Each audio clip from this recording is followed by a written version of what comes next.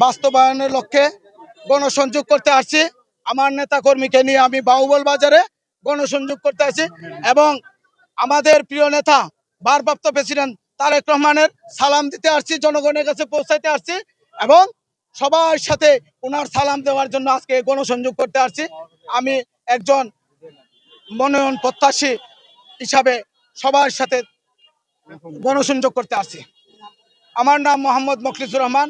আমি হবিগঞ্জ জেলা বিএনপির সদস্য, বাংলাদেশ জাতীয়তাবাদী স্বেচ্ছাসেবক দলের সেন্ট্রাল কমিটির 1 নম্বর মেম্বার, আর সাবেক ইসলামী বিশ্ববিদ্যালয় ছাত্র দলের প্রেসিডেন্ট ছিলাম এবং কুষ্টিয়া ইসলামী বিশ্ববিদ্যালয়ের সভাপতি ছিলাম এবং স্বেচ্ছাসেবক দলের কেন্দ্রীয় সাবেক যুগ্ম সম্পাদক ছিলাম এবং সহসাংগঠনিক ছিলাম কেন্দ্রীয় কমিটি।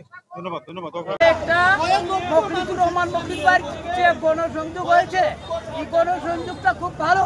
সবাই ভালো মানুষ হয়, এখানে তাইনের সাথে যোগাযোগ করছে এবং মিছিল আসিল, অনেক ভালো মানুষ। আমরা ওই ধরনের প্রার্থীকে আমরা সংসদে পাঠাতে চাই।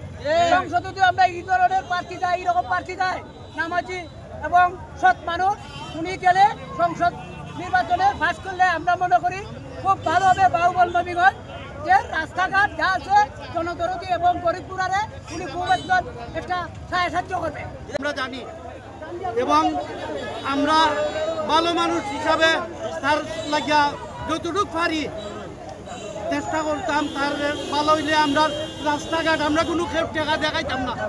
আমরা দরকার হচ্ছে রাস্তাঘাট যদি সুন্দর হয় ওইটাই আমরা দেশের উন্নতি চাই, আর কোনো কিছু চাই না।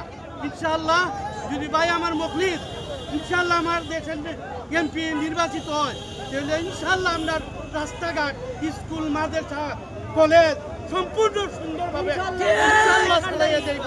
ইনশাআল্লাহ আমরা দোয়া করি মখলিস আল্লাহ দিলে আমরা সবের দোয়ায় ইনশাআল্লাহ সে এমপি নির্বাচিত হইব। আমরা সবের দোয়া